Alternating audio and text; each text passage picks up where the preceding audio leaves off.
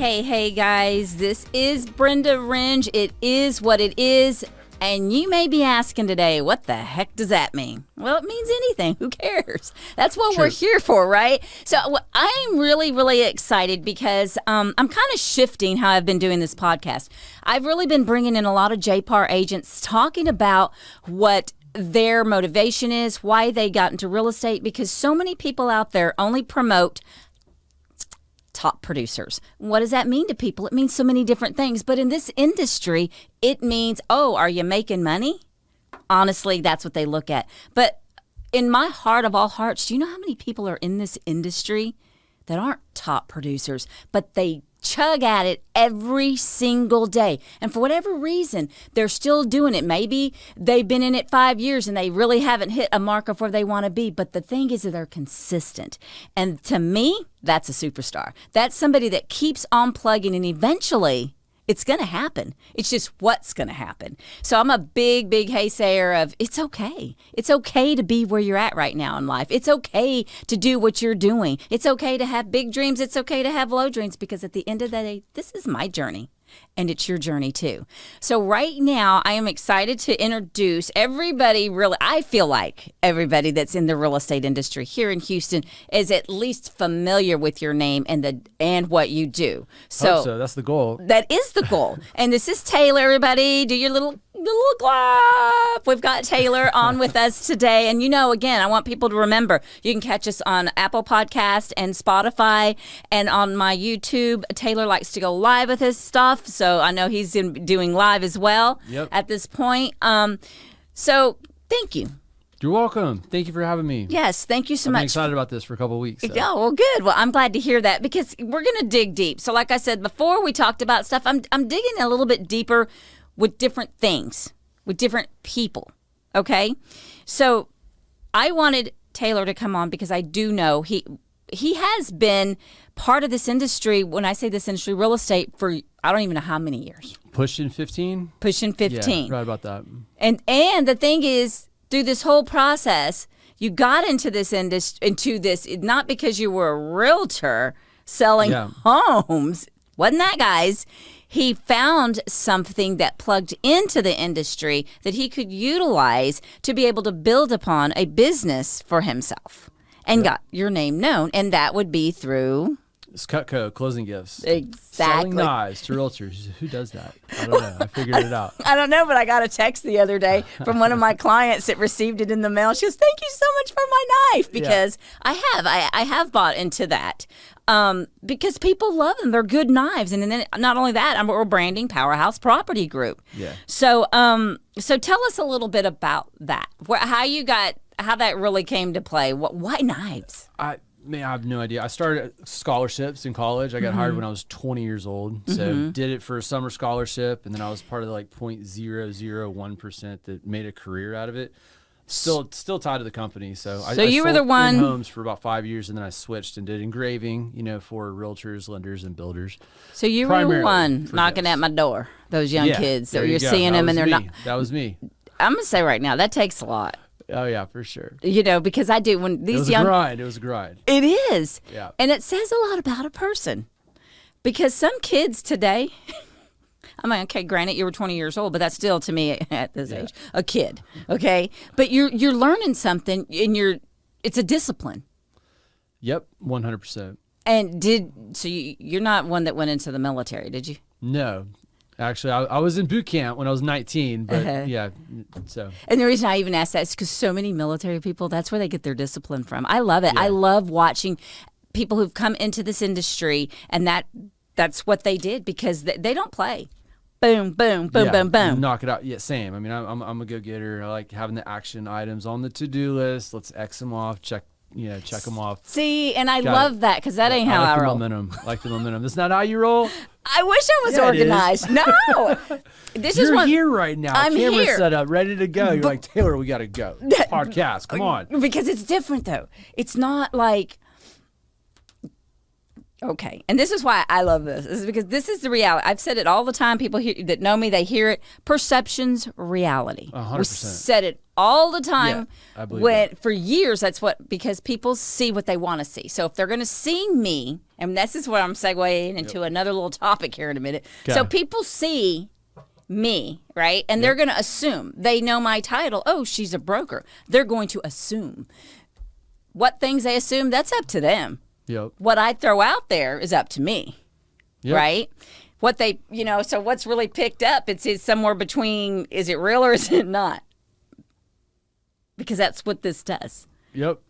People could be saying, hey, look at me and Taylor, we're on here, and they're so cool. We could be the ugliest people in the world, and they'll never know, because we want them to see the good. That's true. Okay.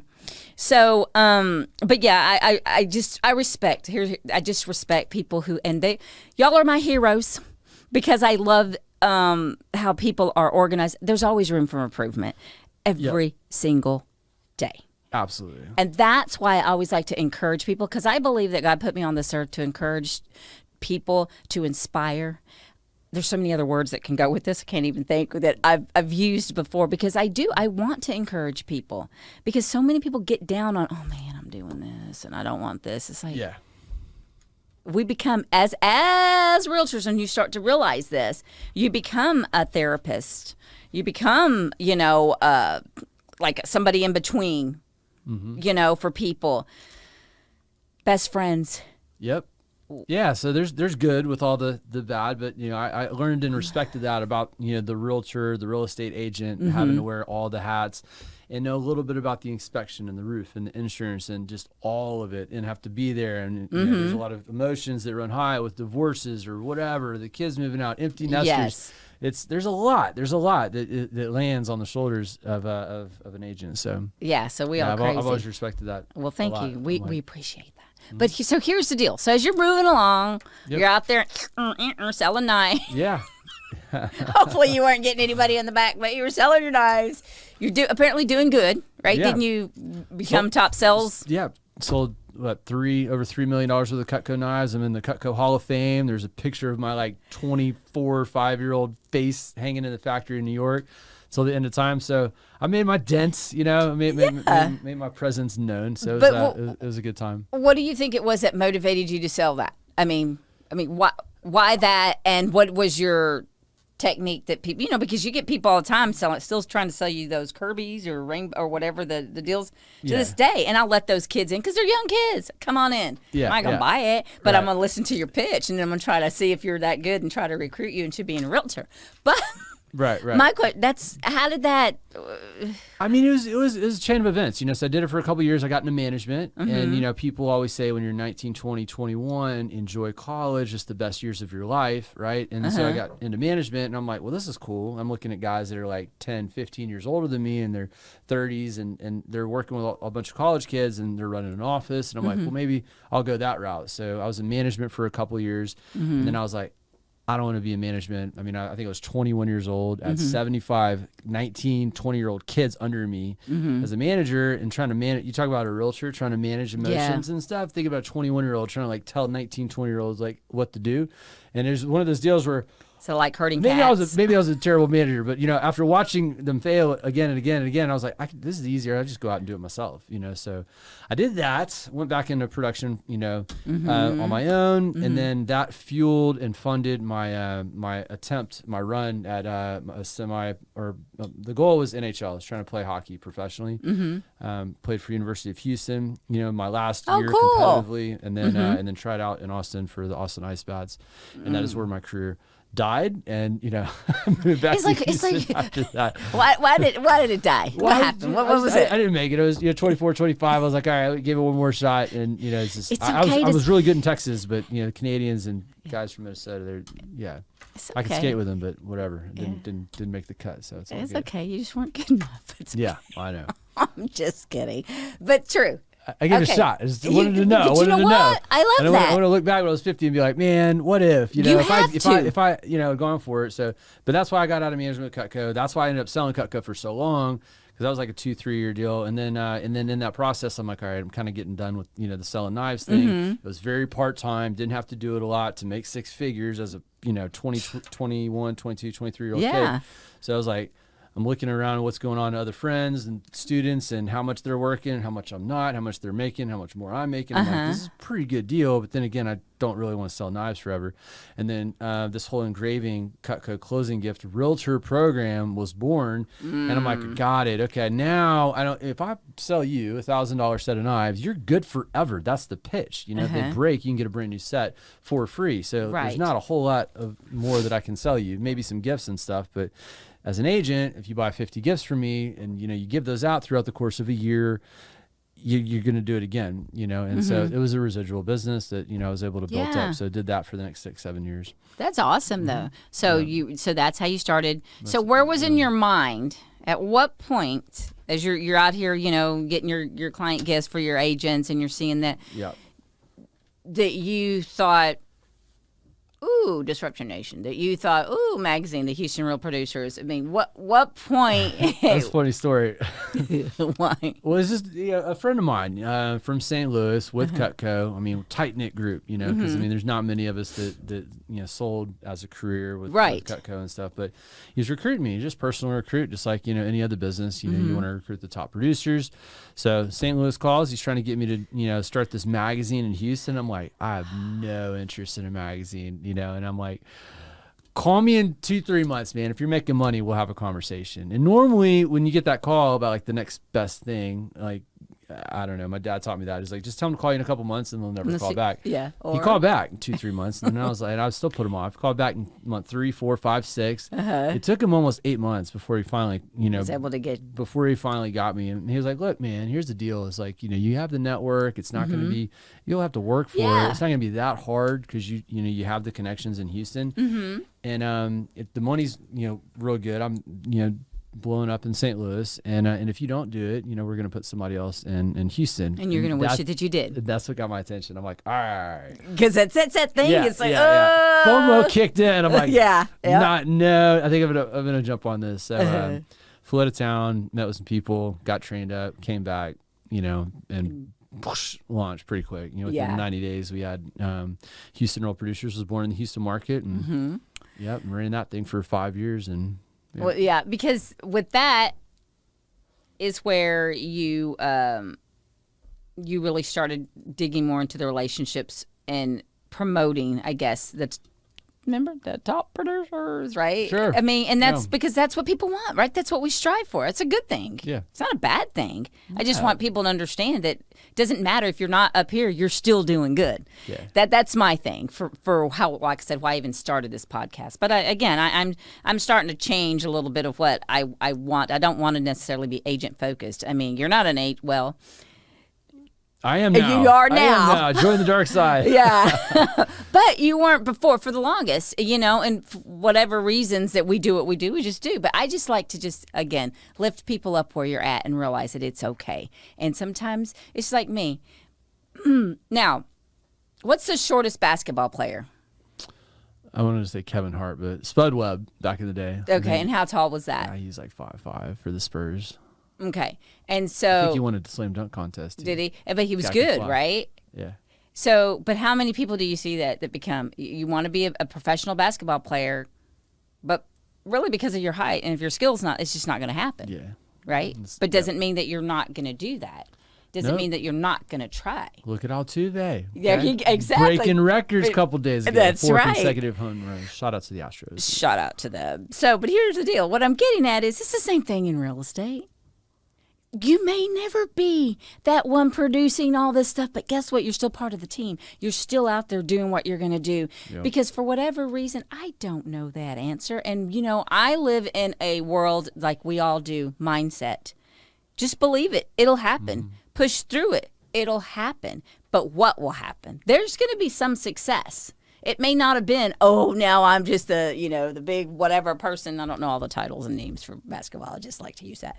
But because I could never be a basketball player, a professional one. Yeah. I like the same. I like it. I will watch. But but I can never get out there and go do all that. So that's what I'm trying to make where I am with realtors. you're all right. Hey, if you ever want to come on this podcast, just let us know. I'll put you on. Yeah. We'll talk about whatever you want to talk about. So, I love the story that you got because we all, like I said, we all have a story. Yep. Which leads up, I'm just going to, just really quick, you wrote a book. Yep. We're going to kind of mention that here towards the end, but so it leads up to that because of your story. We all have something, and you are who you are, and you embrace that and quit looking at others. Because for so long, there probably have been times when I was younger, not now, but when I was, you kind of put yourself against other people. Well, it's human nature. Right. Of course, everybody, you're going to compare, size up, it's like, don't judge a book by its cover. Like you're always doing that. You're always doing that. Like we're okay, competitive status, how they compare, how does she compare? Like, are we on the same playing field? Am I intimidated? Am I intimidating them? And there's, that's just human psychology. Right. So it happens without thinking about it. Exactly. But those are the things that I feel like over the course of the years that I really try to not do that. I try to just focus on me and live unapologetically for who I am without being an ugly person. There you go. No, beautiful way to live. Beautiful way. For sure. Because it is all perspective. It really is. So I guess, what you're going to learn about me too, Taylor, is I'm like a squirrel. Same. Oh, we're here. And great. And then it goes back over this way, and then I bring it back in, and then it's it okay. goes I can over follow here. You, okay? Okay, you know how fast me? hockey was? That's why it was a good sport for me. Because I move fast. Exactly. Yeah. So now you're back to you did the Houston Real Producers of the magazine. Because you didn't want to miss out, like you said. You had that. It's like, I don't want anybody else to have that because if it does good, I want my name on it. Yep. And it did well. It did well. We were number one magazine in the nation for 2 years, and then top 10 for the last 3 that I ran it. Right. And so, as you were doing that, you had the opportunity to meet so many awesome people. It was so cool. Like Brenda, so I had, supporting my family with the Cutco closing gifts for 6 years of selling knives to realtors. They're buying from me, and I had this cool tool in the form of a magazine where I could, I was featuring them for free, and it was a lot of my friends, those people that had been buying gifts for me for a long time. So it was awesome. I got to like exploit them in a whole new way on social and print and everything that kind of came with it. Right. And I was only about a year into the magazine when a guy that was working with me, shout out to Blaine Walker, Tiny Sparrow Marketing. Hey. We were like, what else can we do to create some value? And then Disruption Nation was born. He was like, well, you could do a podcast and have these people on. And so that's 5 years old now too. So I know. So the way that it grows is just amazing because again, that's part of that consistency. You didn't give up on it. You just kept doing it. And sometimes we have to evaluate where we're at and then we adjust. Yeah. Right? Okay, this is what's going. This is not what's happening. This is what's happening. I need this to happen and boom, let's do this. That's kind of where I'm at with this whole thing for me because like I said, when I started it and where I was at, and you asked me how long have I been doing this, but how many people do really know or have heard of It Is What It Is? There's so many different podcasts out there. Everybody wants to do it. How often do these come out, by the way? Well, they were doing every Thursday. I was doing for every Thursday, and that's what I'm doing, about one a week. Yeah. So I was doing that, but somewhere along the way after the first of this part of the year, I just started getting busy with life, business, all of it? Yes. Yeah, I hear you. And it's not that this wasn't a priority. I just felt that I just was feeling that there needed to be a change. And how I wanted to do that. And, and it's still a work in progress. Like I said, you're my first guest to have on to start this new way of. That's a non-realtor? That's a non-realtor. Okay. All right. Fantastic. Yeah, because I got some other people that I was talking about. Because, in this business, we have to take care of ourselves health-wise, right? I was dealing with headaches and everybody that knows me, for probably since COVID. I got COVID. After that, then I had a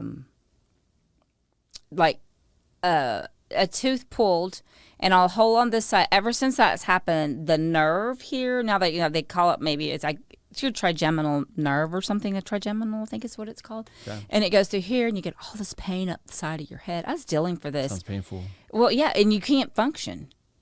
I could not. Migraine? There's not, because see, I've had migraines all my life and I've learned how to do it very simple. Migraine, Excedrin. I mean, it sounds, but that would, and I know, and overexhaustion of heat. So I would always have to take something like that. If I knew I was going to be out doing something, I would take that before.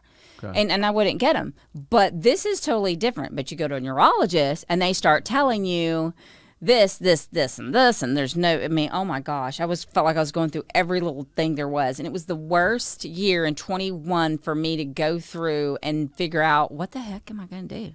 Yeah. I didn't want to work. I couldn't work. It's not that I didn't want to. I've been working, and you're like, oh, I'm this and I'm that, and da-da-da. And then you're on point with them, and then you go home and you're like, I can't deal. I don't even want to deal. Well, I started going to these people, different things to get my help. I started going to somebody in San Antonio, but I couldn't keep doing that. Once they wanted me to come every week, I'm like, I'm not going to drive, 3 hours one way back. Anyway, I found somebody. It's called Mind Connection. I'm going to have her come on to this podcast too, because I think no matter what business you're in, you need to take care of yourself, right? We all know that. For sure. So this was one thing that really helped me with, it's like it opens up your neural pathways. Like your headaches become, and your pain becomes, that's all it knows, because it's been doing it for a year. Meditation, talking to somebody? There's little electrodes that they'll put. Okay. Like right here along your head, wherever it is. And it's like 5-7 minutes. It's like, and it's electric type shots. You feel nothing. Dang, but crazy. I mean, it is crazy, but it's like your neural pathways, and it opens them up to help redirect what was supposed to be what they were supposed to be. So that really helped a lot. So when I'm talking about, like I'm saying, how I want different people, I just want this to be exactly what it's called. Yeah.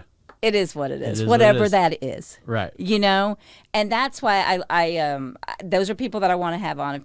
It doesn't matter. It's like if anybody's listening to this and they think it's a great topic to come into play, let's do it, because I want to share with people. I want to have fun with people, but we just have to get the people. I have a funny story about It Is What It Is. I love the story. So I'm in Austin. It's I'm like 22 years old. I'm hanging out. It was like game day Saturday. Okay. College football.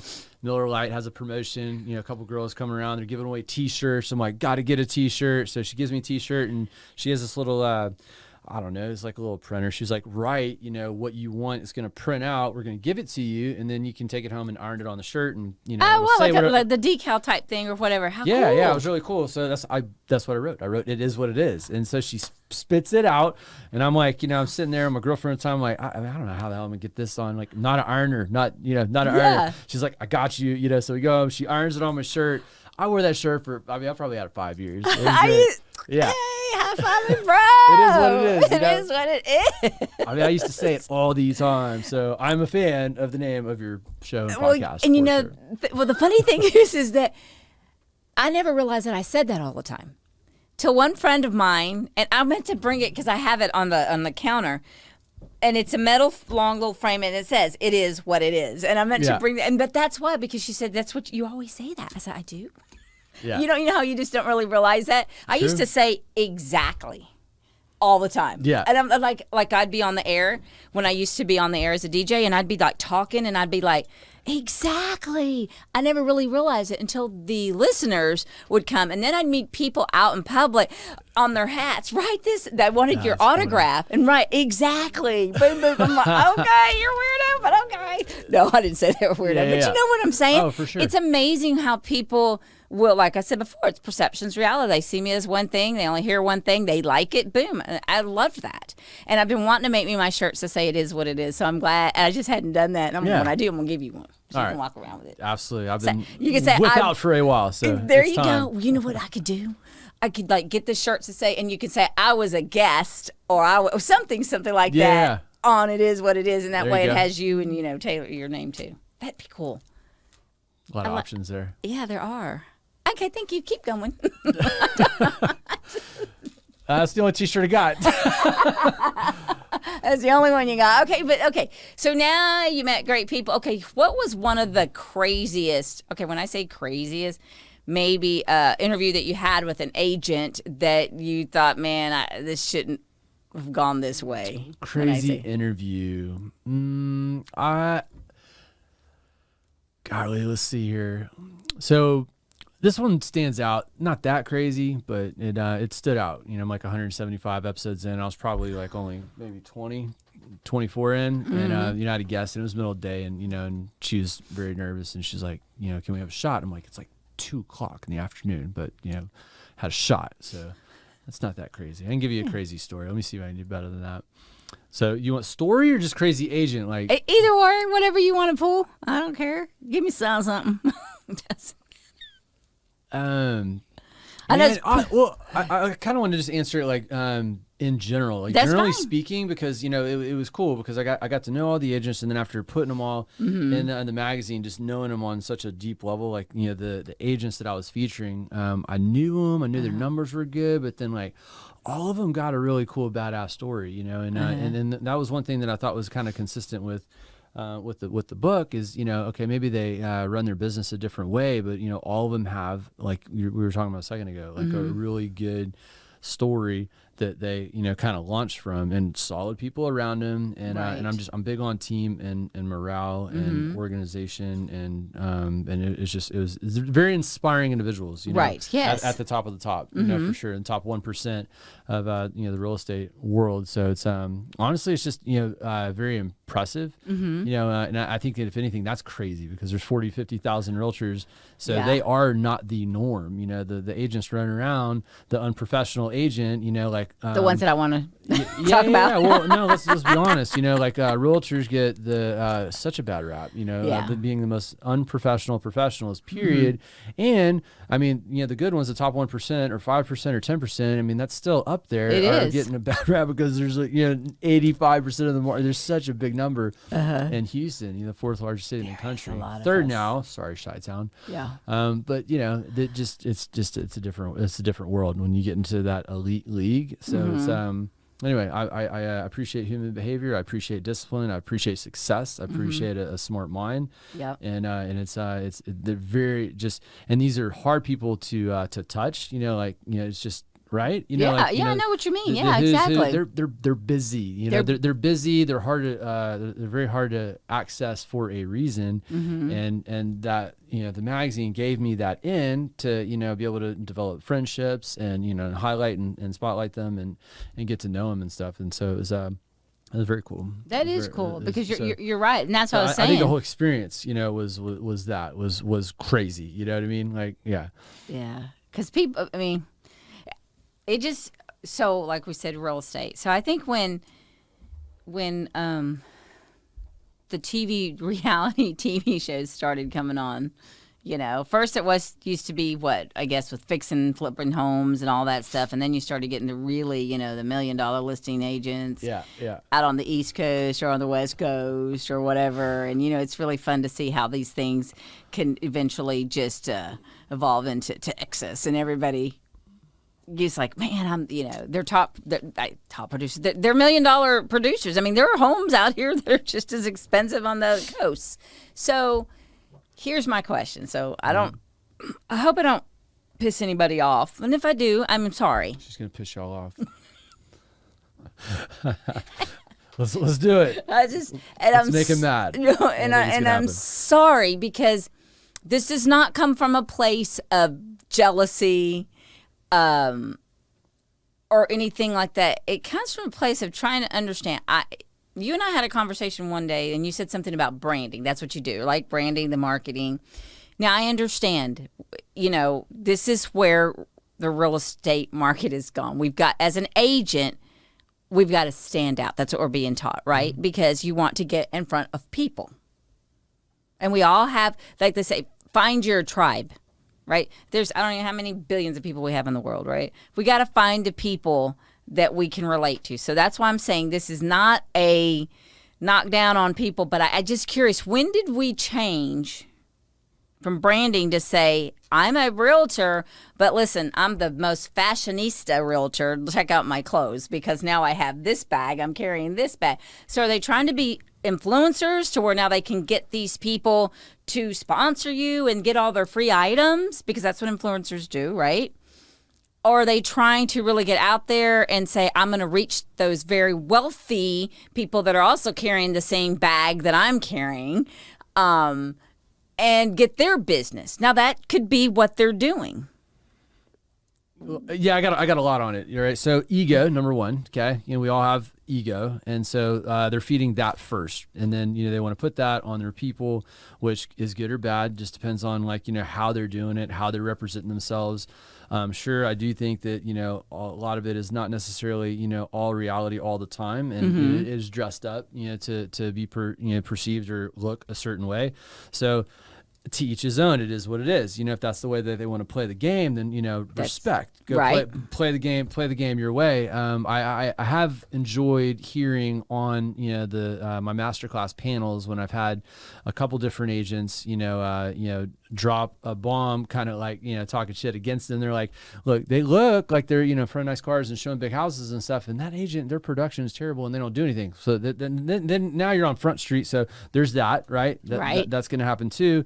And then, the ones that I like the most, I see them, they are glamorous and vacations and doing stuff. And so it looks like they're not working. So maybe a little misleading, but it doesn't even bother me because I feel like, okay, hard work does pay off, right? Absolutely. And they actually care. And then they fall into the category of the people that I was explaining earlier that are very knowledgeable. They deserve, the time off. They have a good team and good family. They're probably killing numbers, and this is like legit life, and their team is crushing while they're doing whatever they're doing.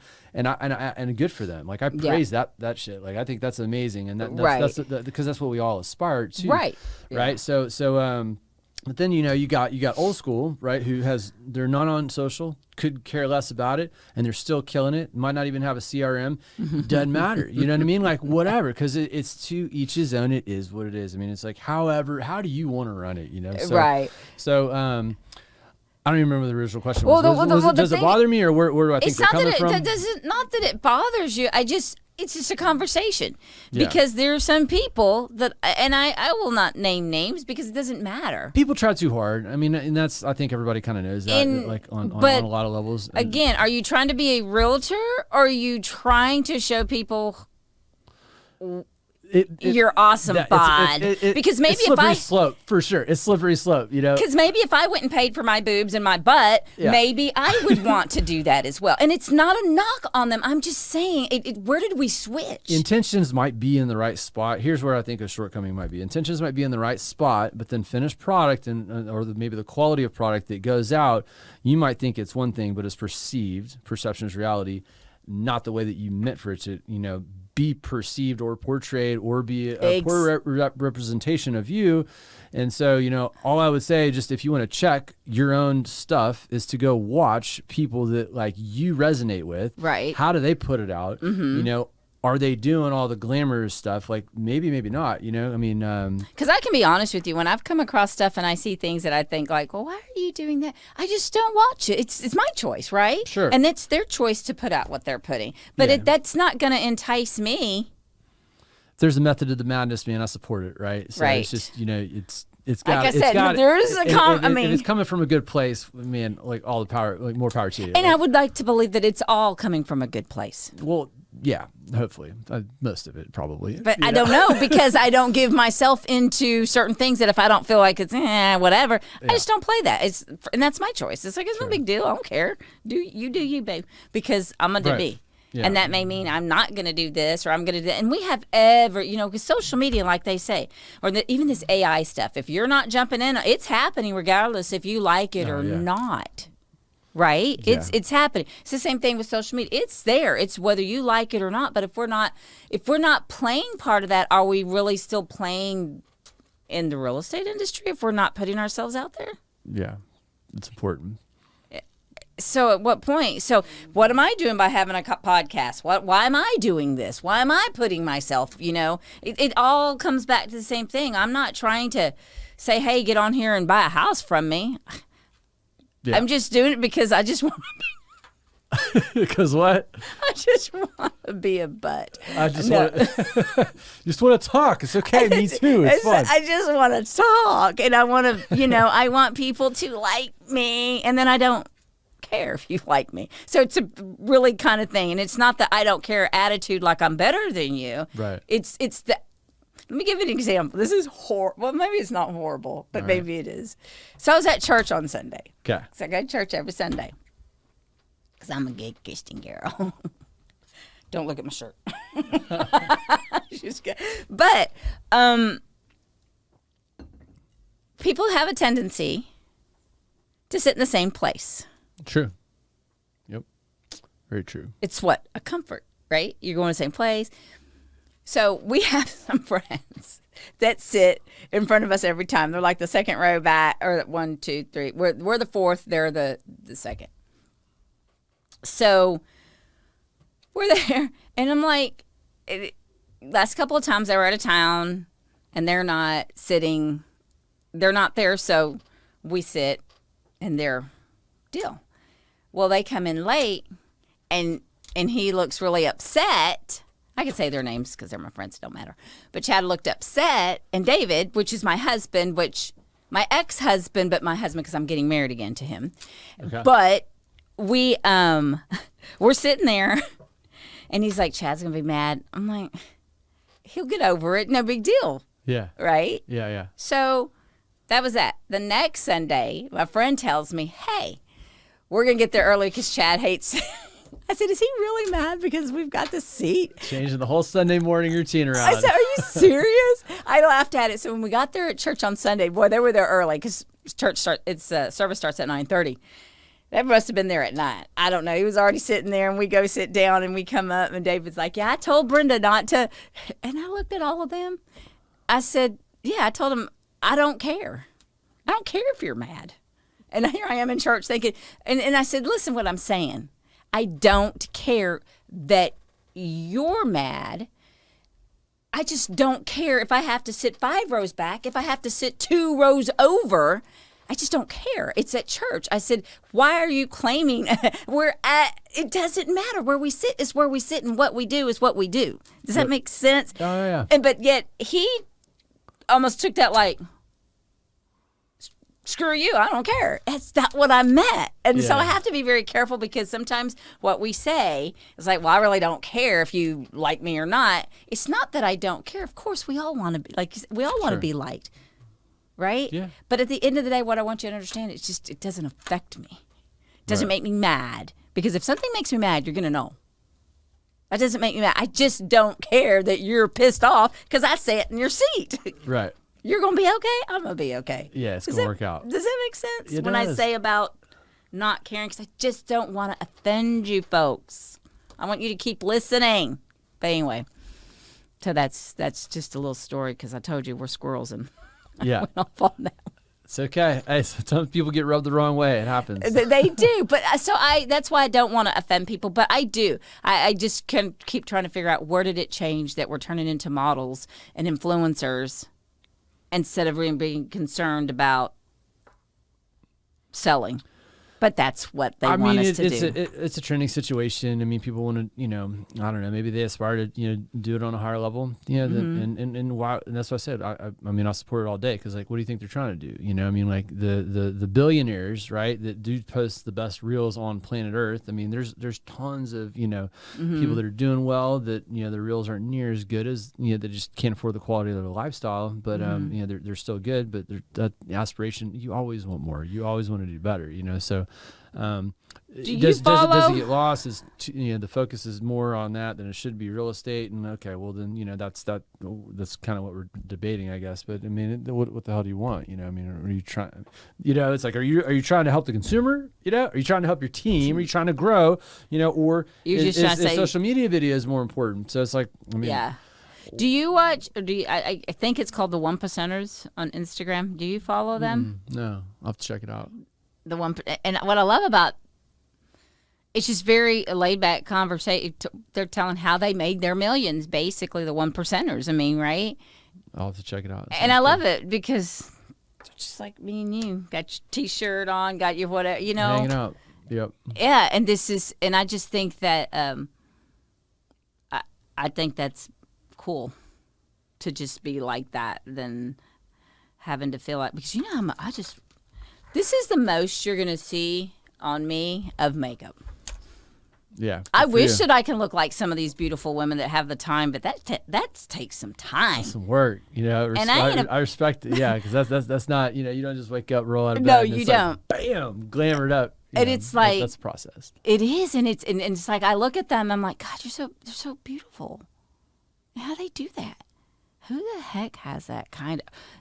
Maybe you make the time. That is discipline. It is. Yeah. I don't have that. Remember, we're talking about some of my discipline. I do not have it. I mean, you got lucky I got mascara on today. I normally don't. Now, I loved it when I did my eyes and I did my lashes because it was so much easier.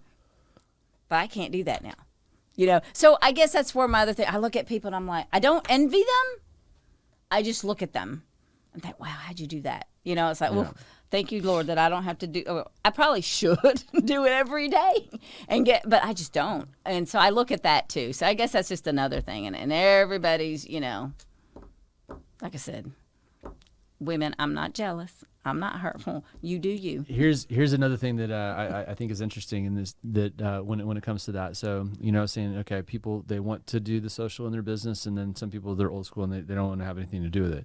Watch this. So some of the people that are, you know, doing it, maybe have no business doing it just because it's just not being done very well. And it's just not them, right? You know what I mean? Trying to be something you're not, type of thing. Right. And then the person that isn't on social media at all just happens to have the personality and the communication style, especially in this business, because I mean, any profession, I guess you're a communicator, and they would crush. They would absolutely crush because they have the, you know, they're successful for a reason. They have a gravitating, you know, just aura about them, and they would just dominate. That's the person that needs to go spend, you know, a couple grand a month and, you know, and have somebody run their LinkedIn or TikTok or whatever, you know, platform is going to be good for that particular individual. And they'd go, you know, supersonic, in my opinion. So. No, and you're right. And you're right. So, okay. So I'm just going to shove about the whole topic.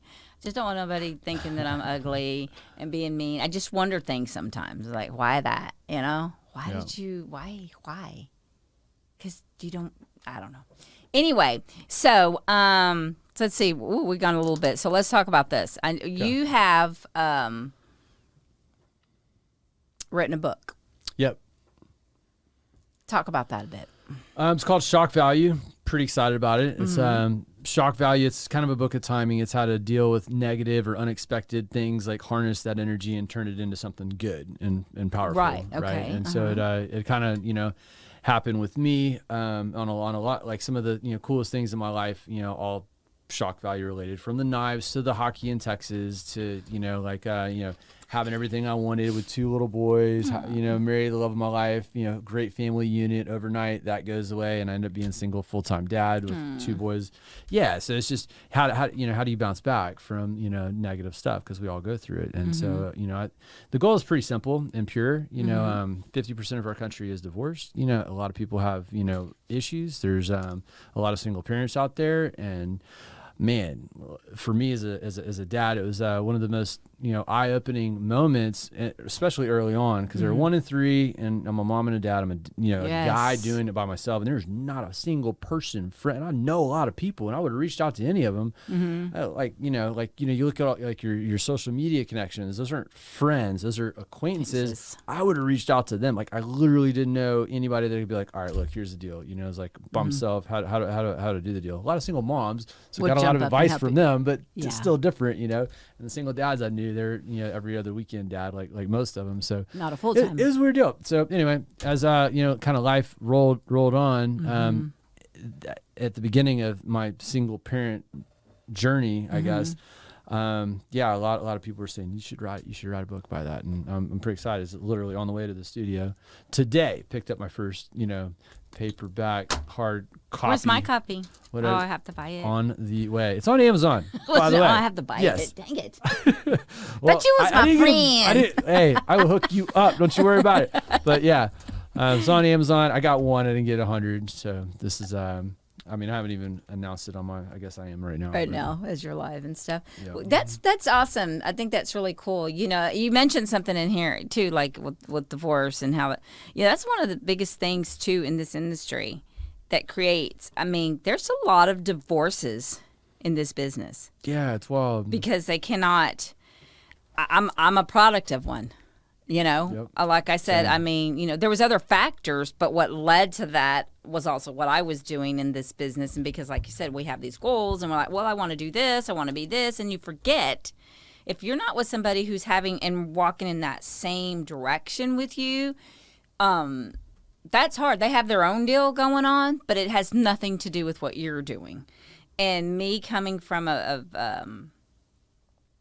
don't want to say, I'm not a people pleaser. I just like to help.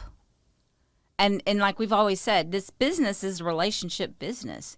And sometimes I'm talking about stuff that's not even real estate, but it's a real estate client, right? We're just talking about, whatever that topic could be. Yeah. And you're listening. Or now I'm also mentoring with an agent that has an issue, situations, because I'm on the phone a lot. That you're talking to people and you're trying to figure it all out for them or give them the advice that they need to hear without trying to tell them what to do, Oh yeah, for sure. Story helps with that, Yes, and it's very draining, but it can mess up on a marriage if you're not that. And it happened to me. That was one of my biggest deals, and we got divorced several years ago, but through a lot of other things that have become better. Like I said, now we're... Yeah, you're married ex-husband. I'm marrying my ex-husband. Yeah. And that's exciting. To watch... How long were y'all separated? Well, like I said, we were separated truly separated in 2019 and then got a divorce in 21. Okay. So it was finalized, wasn't just separated. Yes. Like you Yeah, did all the paperwork, figured it all out, got it all done. Yep. And then 21, another 2 years, and then here you are, Yeah. about to re-engage. Yeah. Good for you. Yeah. So, yeah, and it's a good thing because that, to me, for me and where I come from and everything, to me, it's God restored it. And it has to be that for me. You have to know what's real and what's not real, I guess, whatever. Yep. And it was a hard thing, but I had to also look at myself. It's like, your priority, because like you're like, hey, you're the bread, you're the only one. That's like, I'm the only one. I got to make sure this is happening. There's not that partner to say, hey, together we come together and we can do this and financially do this and have all these things. And that's why a lot of people also today, and these that are divorced, I've already watched 2 other people that I can just off the top of my head think that are divorcing, going through the process right now in this business. And it's not necessarily because it's just you're not able, it's not necessarily, because you're in real estate, but not being able to understand what it takes to be in this business. And sometimes it does take giving of ourselves. Think how many different times you're there for your boys, but how many times when you're putting on your events, when you got to be here, when you're doing that, and you probably schedule them like what we did, making sure that we got it within hours so that you don't have to miss what they're doing. Yep. You don't have that other person to say, like today I was able to say, hey, David, make sure you pick up Bella today. I can't be there. Right. Yeah. No, it's a tricky deal for sure. And so I just, a lot of people go through that. But if I can encourage people not to have to go through a divorce and figure it out, or sometimes you just have to do that to get back to here. Right. But find somebody in the business. No. That seems almost, honestly, I had told myself if I ever. It's not bad advice, for sure. Yeah, because that's like if I ever dated again, that was what I was thinking. I need to find somebody in this industry that understands. It gets it. Or, that gets it, or even doing their own business and doesn't work for a company. You know what I'm saying? Yeah. Because then you understand that push. I got to do this. And you don't even think about it because you enjoy it. Yep. And that's crazy. So anyway, we'll see how we go this round. No, I think we're gonna be fine. We're gonna be fine because situations change in your life and how they are. But that could be another topic for other people I have in this still. You know what I'm saying? Absolutely. But we've been chatting a good while. Again, I think we're just going to go ahead and close this up today. Okay. Folks, I just want you to know that we're really going to, keep tuning in to Disruption Nation. Watch Taylor. He's got a lot of great people on there. I will say this. I know that our team, Powerhouse Property Group, we did get a little in the magazine. But I think it was when you were transitioning out to where it was, because, Yeah. No, I remember. Yep.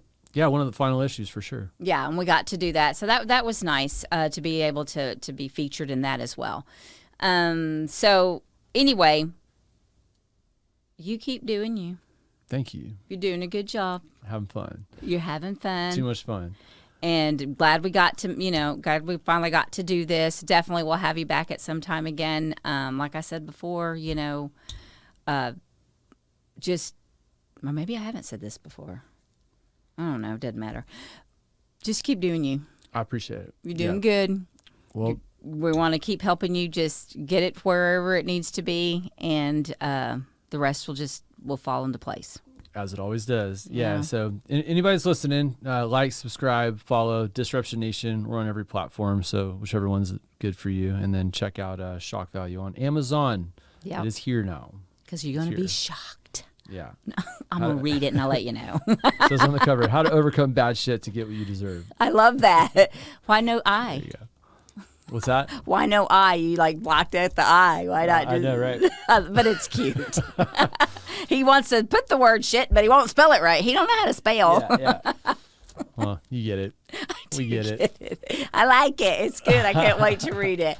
All right, guys. Again, thanks so much. Thank you for having me on. I appreciate it a lot. I had a blast. Absolutely. Thanks for being here. It is what it is. It is what it is. And you guys, that's right. And you. Oops, sorry, my phone keeps ringing. Hey, and you guys out there, don't forget, you can also like us on Spotify. Don't spit. But on Spotify, Apple Podcasts, as well as on our YouTube channel, Powerhouse Property Group. So thanks again. Tune in. Like he says, like, subscribe. Hey, we're here for you. Take care. There you go. Peace.